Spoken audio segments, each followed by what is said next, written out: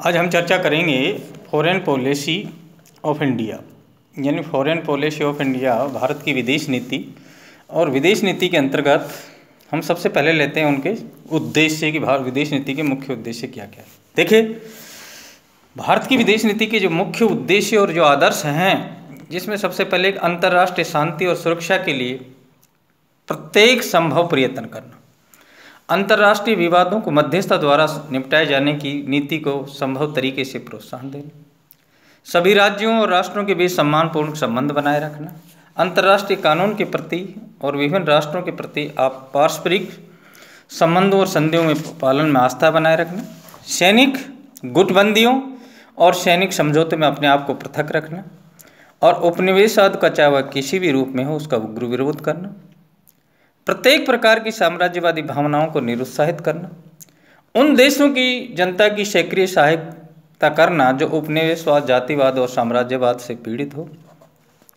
इसके अतिरिक्त भारत की आकांक्षाओं, आवश्यक राष्ट्र हितों के अंतर्राष्ट्रीय जगत में समझबूझ और समर्थन विकसित करना और विश्वास बनाए रखना। आपसे सभी देशों के साथ व्यापार, उद्योग, निवेश और प्रौद्योगिकी के अंतःकरण और अन्य कार्यों क्षेत्रों में व्यापक आधार परस्पर लाभ विकास प्रदर्शन करना, परस्पर लाभप्रद और सहयोगी ढांचा विकसित करना, सभी देशों में लोगों की सृजनात्मक भावनाओं को उन्मुख करना और द्विपक्षीय संवर्धन करने और विश्व में शांति स्थिरता बनाए रखने के लिए अन्य शक्तियों के साथ कार्य करना। हमारी अंतर्राष्ट्रीय समुदाय में समक्ष आ रही जितनी भी जो जटिल और राजनीतिक, सामाजिक और आर्थिक समस्याओं का उत्तर खोजने के लिए हमेशा सतत प्रयत्नशील रहना।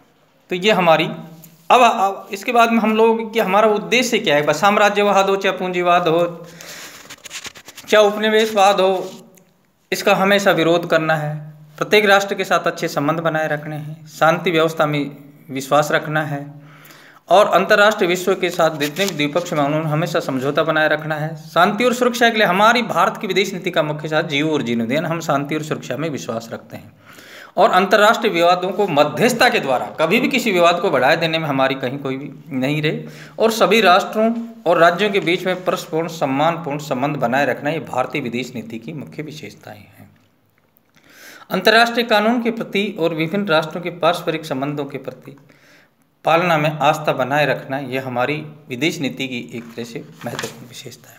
अब भारतीय विदेश नीति के जो निर्माण तत्व कौन है, जैसे भौगोलिक तत्व। देखिए, डॉक्टर वीपी दत्ता के अनुसार भारत की विदेश नीति के जो निर्माणिक तत्व हैं उनमें भौगोलिक तत्व है।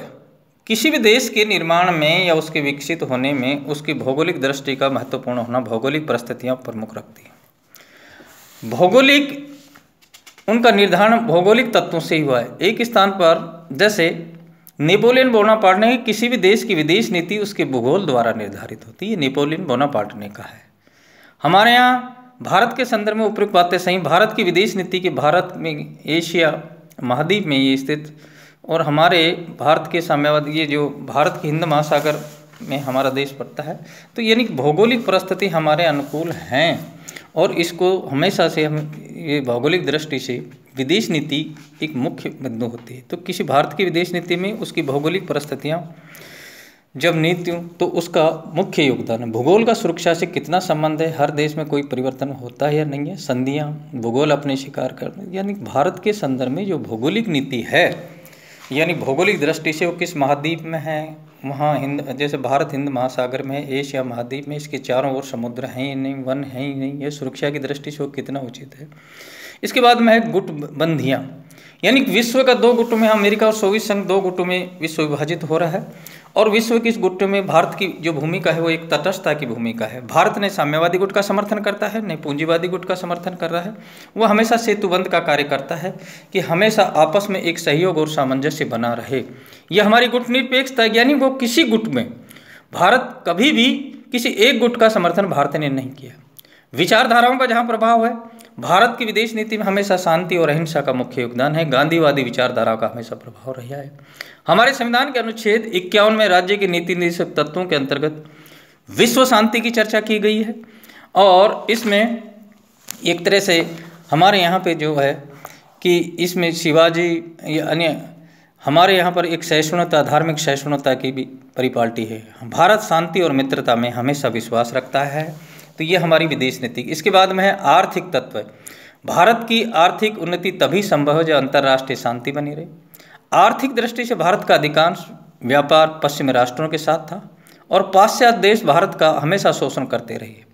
इसलिए भारत अपने विकास के लिए अधिकतम विदेशी सहायता का ही इच्छुक रहा है। इस दृष्टिकोण से भारत के साथ मैत्री बर्ताव करना आवश्यक था और वह किसी भी एक गुट से संबंधित नहीं था। आर्थिक एवं तकनीकी सहायता हमेशा मिलती रही है। इसके बाद में सैनिक तत्व। सैनिक दृष्टि से भारत राष्ट्र कभी शक्तिशाली नहीं रहा है और अपनी रक्षा के लिए अनेक दृष्टि से पूरी तरह विदेशों पर निर्भर रहा है। भारत की जो सैनिक स्थिति है वह हमेशा दुर्बल रही है और यही कहानी का है कि भारत हमेशा सैनिक दृष्टि से ब्रिटेन पर निर्भर रहा है, जो हमारा पूर्व पंडित नेहरू का व्यक्तित्व है। पंडित नेहरू न केवल भारत के प्रधानमंत्री थे, अपितु विदेश मंत्री भी हुआ करते थे और उनकी हमेशा, उनके व्यक्तित्व की हमेशा विदेश नीति पर छाप रहती थी। वो साम्राज्यवाद, उपनिवेशवाद और फासीवाद के विरुद्ध हमेशा उन्होंने संघर्ष किया है और किसी भी समस्या का समाधान शांतिपूर्ण तरीके से समझाने में विश्वास रखते थे। तो इन्हीं विचारधारा पर, यानी कि नेहरू का व्यक्तित्व भी भारत की विदेश नीति, और यही कारण है कि पंडित जवाहरलाल नेहरू, मिस्र के राष्ट्रपति नासिर और युगोस्लाविया के मार्शल टीटो, इन तीन बड़े नेताओं ने मिलकर गुट निरपेक्षता की स्थापना की है और जिसका नेतृत्व हमेशा भारत करता आ रहा है। तो हमारी नेहरू जी के पंचशील सिद्धांत भी इस नीति में। उसके बाद में है राष्ट्रीय हित। पंडित नेहरू ने संविधान सभा में कहा था, किसी भी देश की विदेश नीति की आधारशिला उसके राष्ट्रीय हित की सुरक्षा होती है और भारत की विदेश नीति का भी ध्येय यही है। हमारा राष्ट्रीय हित है कि हमारी स्थायी राष्ट्रीय जैसे देश की अखंडता, सुरक्षा और खाद्यान्न, विदेशी तकनीकी विकास आदि भारत की विदेश नीति का मुख्य सिद्धांत है। और गुट निरपेक्ष 9 अगस्त 1971 को यही कारण है कि भारत और सोवियत संघ के बीच में एक 20 वर्षीय संधि की स्थापना की थी और जिसमें कि हम भारत का विकास हो।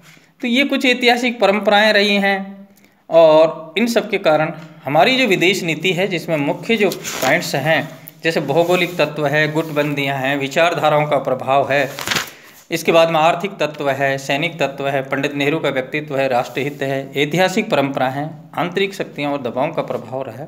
तो ये भारत की विदेश नीति के मुख्य बिंदु रहे हैं।